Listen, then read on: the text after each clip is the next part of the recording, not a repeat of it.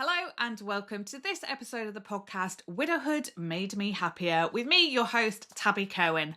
It's very lovely to have you here. So how are we all doing today? The weather is, well, it's January, so the weather is generally grey, though we have had a few sunny days, which is an absolute joy. But then there are a lot of very cold days, and it's fair to say that depending what it's like outside in the window in the sky can really have an impact on how we feel. And I know that it's, so many people that I speak to in my work really struggle with the weather at this time of year, and it has a huge impact on their mood. And that's a very common thing. It's a very natural thing. When the days are shorter, the nights are longer, the weather's colder, it's grey outside, it does kind of have this heaviness on us. It affects our mood and makes us feel a little bit down. Though there are some people that work in the absolute reverse, and actually they get those feelings when it's summertime, interestingly. But yeah, so our brains respond differently. But what I want to talk to you today in this episode is something that I talked about in my TEDx talk at TEDx Teesside in October 2025, and it's about this duality of emotions. Okay, and what that means, duality of emotions, it's that we get to choose how we feel, and that emotions can and must coexist. Okay, so whilst our brains are pretty we're binary in how we think and do, we can't multitask. The whole concept of multitasking is piffle. Let's go with that as a word. Okay, so it is because we can't actually do two things at the same time. There's always one that will take precedence and lead the way a little bit. So we can't actually do two things at the same time. So multitasking is not a thing, and nor should we be making it a thing, really. We should be focusing on one thing. It's going to get us much more productive, much more focused. But emotions can and must coexist. We kind of have this thinking that we can only be happy, we can only be sad, we can only be angry, or whatever emotion we pick out of the myriad of the spectrum of our emotions. But two emotions can be true at the same time. It is absolutely possible to feel happy and sad at the same time. We can choose to feel angry but feel joy at the same time. These emotions can coexist. And let me put this into context for you. And let's put it into the context of grief, because that's what we like to talk about here. We like to talk about protecting mental health, growing with grief, and performing at your best.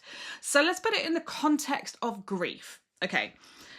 Somebody very close to you dies, okay? And that is incredibly sad. It's heartbreaking. Our whole body feels it, not just our mind, and that manifests in ways that we could be aching, our muscles aching, headaches, illness, and then there's the mental side of it where we just feel really, really sad and really down, and as if we cannot function. Okay, and that is a very, very natural response in grief. Okay, that is very natural, but grief doesn't mean, the definition of grief doesn't mean that you have to be completely sad all the time, that you have to be completely down, completely broken. You can feel heartbroken, but you can also choose to experience moments of happiness and moments of joy. And that is really important. So you can feel that sadness at one end of the spectrum, and you can choose to feel happiness and create happiness at the same time, and those two emotions can and must coexist, and it's really important that they do. And the reason it's important is because otherwise we stay in this dark place and with this heaviness of emotions, and that's when we can really spiral mentally, and it really starts to impact our mental health. But what we can choose to do is acknowledge that sadness. We can acknowledge the heaviness of it, and give yourself permission to feel that. Say, this is really natural that I'm feeling this way. So it's really important to acknowledge that and feel it. But then you can also say to yourself, but it's okay if I smile at something. It's okay if I laugh at a joke. It's okay if I feel angry at the situation, but in the same moment, I can be having a lovely time with my friends or my family or my children. Okay, so we can allow and give opportunity for these emotions to coexist. And that is so important to do. And that's definitely something that I've learned to do with my grief. And perhaps not so much when I first really started experiencing grief when I was 16, when my dad died. Probably not so much there, because I think what I did then as a kid who didn't have the tools or the experience, all the support to grieve in the way they needed, the best option was kind of just to suppress that grief, to almost pretend like it didn't exist. It's like, yeah, my dad's died, but okay, now I've got to go back to boarding school. I've got to sit my exams in 2 days. And that was literally it. I went straight back. And so I probably really suppressed my grief then, and it manifested in different coping behaviors that weren't necessarily all that healthy for me. So for me, it was eating disorders, denial, honestly, just pushing it down so it wasn't a thing, and just trying to get through. But obviously that really comes back to bite you later on. And it really did, over the following decades, it definitely bit me on the arse. And it bit me on the arse in ways of how it impacted the relationships I had with people, the beliefs I had around relationships. I was really, really worried in my late teens and very early 20s that I would be the last person of my friends who would have a boyfriend or to be in a relationship or would ultimately get married and have kids. And that really was probably driven by this fear of the one man that I'd really loved, my dad, and really known, he'd left me as such, he'd died, he'd gone. So it kind of started to manifest in this fear of losing things or not having things. But what actually happened was, consequently, I was the person that ended up the first one in a serious relationship, the first one of my friends that was married, the first one that had a child, which does have its benefits, that now I'm, 40, how old am I? 49 this year. And my son's a fully functioning adult. And I see a lot of my friends who are my age and, a few years either side of my age, and they've got much younger children that they still have full caring responsibilities for. So, there were some perks that, I'm embracing now, shall we say. But yeah, so when I was younger, when I was 16 and I was thrown into this world of grief when my dad died, I didn't have a duality of emotions because I almost shut that grief down. I shut that sadness down. And it was shut down by other people around me as well. If I wasn't given permission to feel how I needed to feel. So consequently, because I couldn't feel how I needed to feel, I chose not to feel anything at all and just let it manifest in different coping behaviours that, as I said, were not very healthy for me at that time. But what I learned, especially when my husband died in 2018, so Simon died in November 2018, and previous to that, I was still probably in the 10 years previous to Simon dying. So kind of all that time where we began our relationship, in those kind of years. So sort of 7-8 years before he died, let's put it in that time frame. I was still dealing with the repercussions of not allowing grief to live how it needed to for me when I was younger. And there were so many things that impacted with moods, with emotions, with feelings of, low thoughts and suicidal thoughts as well. I had those. I had that moment of time where, for me, not living felt like an option.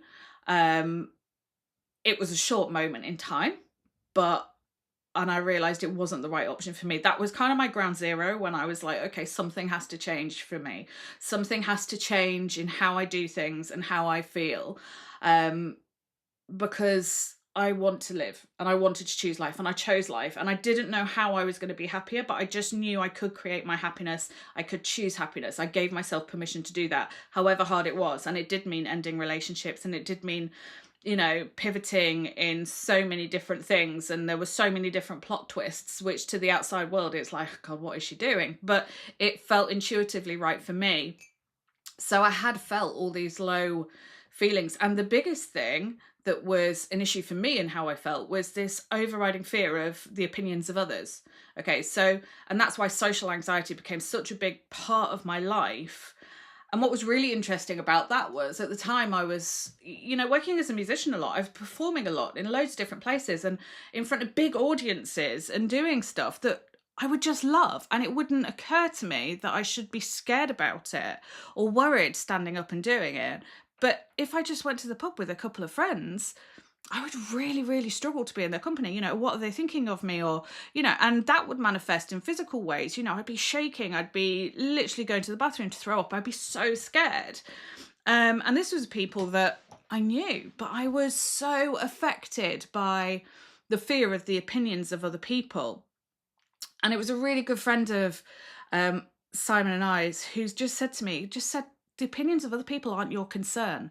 And that one thing that he said, it was just like this silver bullet, this nugget of gold. I'm like, oh my God. And it's just stuck with me every day since. Okay. Because the opinions of others are not our concern.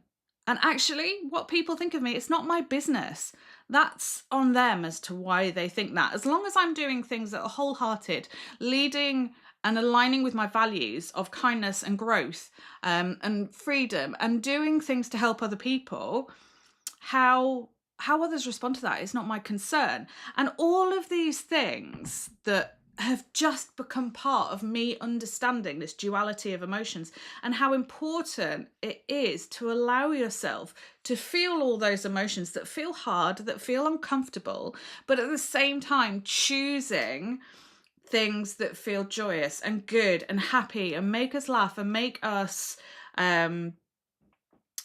cry with happiness and make us feel all the things that, feeling angry is important. It's important we have all these emotions in our complete spectrum of emotions that are available to us. I was working with a client a couple of weeks ago, and they really struggle bringing authority into their work and boundaries into the work, and that comes from the fact that they don't let anger into their spectrum of emotions. And they don't let anger in is because when they were younger, the way they responded to anger was physically. So because they didn't want to be that person, what they actually did is just suppress that and don't let anger in. I'm just locking it in a box and I'm not going to access it because it feels dangerous. It feels out of control. It feels physical.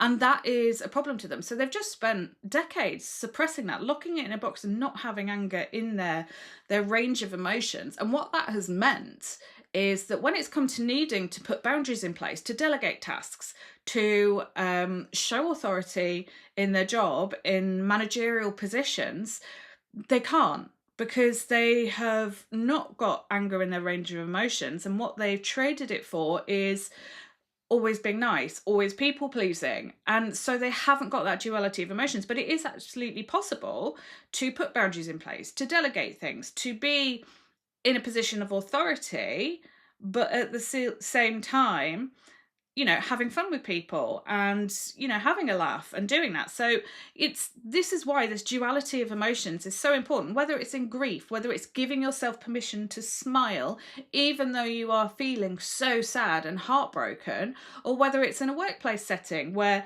you need to set that authority, you need to set those boundaries, those guidelines, you need to delegate things, but you can also have a good time with people and still get respect from them. Okay, so this is why duality of emotions is so, so important, but it's not often something we give ourselves permission to do. So let's think about how we can bring that in. Okay, over the next week, think about how you can acknowledge this duality of emotions. And I think a really good way of doing this is when you're feeling something that feels maybe quite extreme, you're feeling frustrated, you're feeling angry, or you're feeling really happy, note down what it was that triggered it, acknowledge how you're feeling, and then ask yourself, do I only want to feel this way? Or is it okay to feel another way as well? So if you're feeling angry or frustrated, okay, note how that feels for yourself. Acknowledge it. Yeah, okay, I'm feeling this, but that doesn't make me angry. I am feeling anger, but I can put a space between what I feel and how I behave. So I'm feeling this, but I'm not going to behave in that way. But I'm actually going to choose to have a light conversation, to smile, to be happy, maybe tell a joke or something. So acknowledge the emotion that you're feeling and then check in with yourself and go, is this how I want to behave? Is this how I want to be portrayed? Or can I choose a different emotion to feel as well? And then I'll come back to that harder and more uncomfortable emotion. So acknowledge the emotion, note down how it feels, and then ask yourself, do I want to stick with just this one, or can I choose to feel something else as well?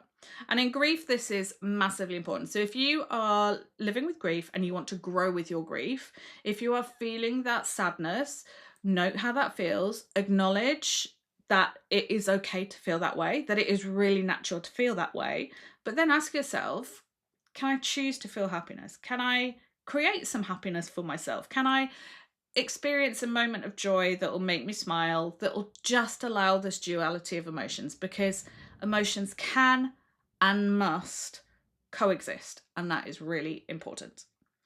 So give it some thought. Let me know in the comments or contact me on socials or anything else how you experience this duality of emotions. I would love to hear from you.